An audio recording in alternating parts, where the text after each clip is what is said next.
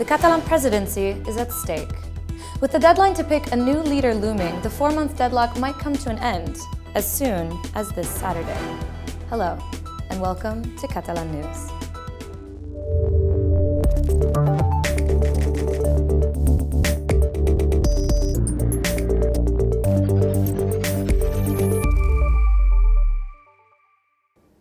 The deposed Catalan president, Carles Puigdemont, will meet with his MPs this Saturday in Germany. On the table is the issue of a new president for Catalonia. As leader of the main pro-independence force, he's expected to decide whether to continue insisting on bids blocked by the Spanish judiciary or whether to propose a new candidate. Some commentators speculate that the one chosen will be MP Elsa Artadi. Her jailed colleague Jordi Sànchez supported her in an exclusive interview with the Catalan News Agency. On our show today, we'll get you all the details on this, and we'll also find out why congresses are on the rise in Barcelona. May 22nd is marked in red in the calendar of Catalan politics. If no president has been sworn in by this date, Catalans will have to cast their ballots again in a snap election. The debate is heating up once more, as we saw today, as it seems almost certain that MPs in jail or abroad who have bid for the post won't be able to be sworn in. Yet Junts per Catalunya, the main pro-independence party, wants to have a final go at appointing Carles Puigdemont by proxy. It's not an easy route, though, and Puigdemont has already called a meeting this weekend to discuss the following steps. All eyes are on Carles Puigdemont, again. As the leader of Junts per Catalunya, the main pro-independence party, he is expected to put forward a candidate for the Catalan leadership. Puigdemont has called his MPs to a meeting in Germany on Saturday, and it seems like the presidency debate will be the key topic. After a 4-month deadlock due to the Spanish judiciary blocking the candidates so far put forward, Puigdemont might decide to insist on persisting with the failed bids, with no guarantees that the Spanish judiciary will accept them. This could lead to an automatic snap election if no one is elected by May the 22nd. Yet he could also nominate a new candidate. Commentators are speculating on one name, Elsa Artadi, MP and one of Puigdemont's closest allies. Artadi meets all the conditions set by Spain. I l'única cosa que cal és que el candidat o candidata sigui una persona que compleixi amb els requisits legals per poder ser investit, que estigui present a la cambra catalana, que no tingui cap causa penal que ho impedeixi i que, per tant, pugui ser debatut i investit. Artadi got the green light from jailed MP Jordi Sànchez in a written interview with the Catalan News Agency today.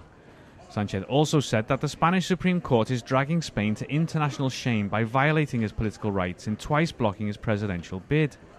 Before taking a decision on Saturday, Junts per Catalunya will make a last attempt to swear in Puigdemont by proxy. Tomorrow in Parliament, it will try to amend the presidency law to enable an investiture at a distance, but it will face strong opposition. No sabem si aquesta reforma de la llei de la presidència és creïble, tenint en compte el ball de noms paral·lel al qual estem assistint tots i totes. Meanwhile, the far-left coup party said no talks including all the pro-independence parties are taking place at the moment. Que en aquests moments no hi ha cap taula oberta ni amb Junts per Catalunya, ni amb Esquerra, ni cap taula trilateral a la qual puguem parlar d'objectius programàtics per aquesta legislatura. Yet coup support is not necessary for the mainstream pro-independence parties to swear in a candidate. And while the Esquerra party supported Artadi today, unanimity in Junts per Catalunya must first be assured. Having some pro-independence leaders abroad has been one of the issues that made an investiture harder in the past few months. The Spanish Supreme Court opened extradition cases against officials in Germany, Belgium, and Scotland. This also took place in Switzerland, but the Helvetic country hasn't made a move to facilitate the extradition so far. Coinciding with these extradition processes, the Spanish judiciary arrested Hervé Falciani last month in Madrid. He acted as a whistleblower wanted by Swiss authorities for releasing confidential financial data, mainly from the HSBC bank. His extradition case is open again, but back in 2013, Spanish authorities had rejected sending him back and protected him, as his actions helped to find many who committed fraud. Spain's foreign minister denied that the move had anything to do with the extradition of a Catalan leader in Switzerland, but Falciani is not so sure. Queda siendo una situación muy rara a nivel de procedimiento, pero que se explica a nivel geopolítico y de política interna. As judicial cases against Catalan leaders abroad and in prison continue, today we cast a light on another controversial judicial case related to the October 1st independence referendum.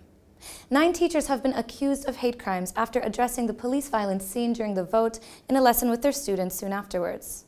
Some of the pupils were children of police officers, and their parents claim they were humiliated in class. Either hate speech instigators or victims of a public lynching, 9 high school teachers are in the eye of a major political and judicial storm. The prosecutor is accusing them of criticizing Spanish police a day after 1,000 citizens were injured in an attempt to stop a referendum on independence. One of them is under investigation for allegedly shaming students whose parents serve in the Spanish police. The accused remains silent, but the pressure of being in the public eye is taking its toll. Dels companys que estan a la llista tenim una part que estan de baixa, realment és molt dur, i pels que es queden també, vull dir que els que estan treballant cada dia aguantant una situació com aquesta. Tags recently appeared in the high school building listing the names and surnames of the teachers. The day before, a Spanish newspaper disclosed their identities and published pictures of their faces. The story was shared by the leader of Ciutadans, which could replace Spain's ruling party according to recent surveys, and many accused him of not respecting the presumption of innocence. Bé, jo crec que això és una mostra evident de la fractura que estem patint a Catalunya i que nosaltres també hem viscut en altres moments, amb escarnis a les nostres seus, amb cartells amb assenyalaments. Hundreds of people took to the streets in support of the teachers. The education community is also speaking out to back their colleagues.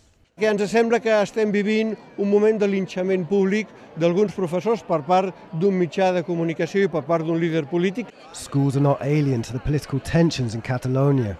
Rather, they have become a battlefield for the ongoing situation in the country.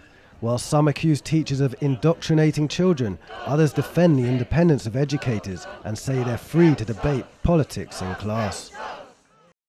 If you're planning on flying with the airline Vueling from or to Barcelona tomorrow or Friday, watch out, because its pilots are on strike for the second time in 1 week. Because of this, Vueling has cancelled over 200 flights for the next 2 days, and some 70% of them are ones departing from or landing in Barcelona. According to the Catalan airline, almost 9 in 10 passengers won't suffer consequences from this strike, while the rest of the flights have been rescheduled. Some 250 more flights were cancelled last week in the first strike, while around 100 more were affected last weekend after another stoppage by French air traffic controllers. On an international level, Barcelona is a hub for professional meetings, fairs, and congresses, such as the renowned Mobile World Congress. But there are many more, and last year the amount of these fairs saw an increase. One of the defining features of Barcelona is the amount of congresses held, ranked among the highest in Europe. And last year, these events actually increased in the Catalan capital by 8%, which according to the local councillor for tourism, made for a very good year, especially in terms of the increase in the number of attendees.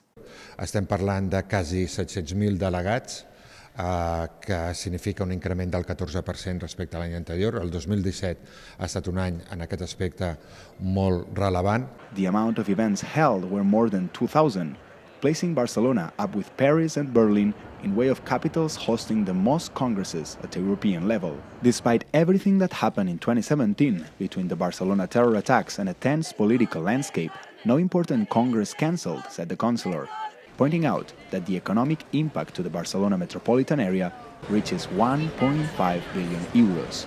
This is enjoyed by hotels, restaurants and transport systems, as well as businesses outside the city. Among the newcomers to the Barcelona Congress scene is one related to the medicine that's never before been held in the city, one that the councillor also assured is especially important. This falls within the category of the Catalan capital's strongest congresses, which include the fields of medicine, pharmaceuticals and new technologies. However, for reasons of confidentiality, no more details were given, and citizens will just have to wait and see what exactly it is. If you stroll down Portal de l'Àngel in Barcelona for some shopping, at the very end of the street you'll find a Gothic fountain with some striking painted tiles.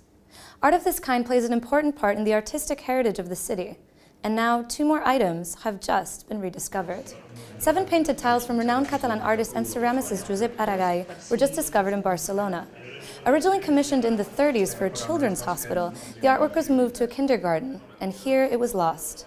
Until now, when during renovations, after acquiring the building almost 2 years ago, the Barcelona City Council made the discovery. The images were made to capture and reflect the hopes of childhood. They fall into the category of noucentisme, a cultural movement that followed modernism and that defined art, architecture, and literature. And with this, we finish today's show. We'll be back tomorrow with more news on what's happening in Catalonia. We leave you, though, to discover Catalan artist Joan Dausa. Enjoy, and see you tomorrow. Potser recordes quan t'aprovaves i abaixàvem el cap. Potser recordes quan et suplicàvem un tros de pa. I em passàvem paraules plenes de sang i el plor de la pluja ens feia tremolar.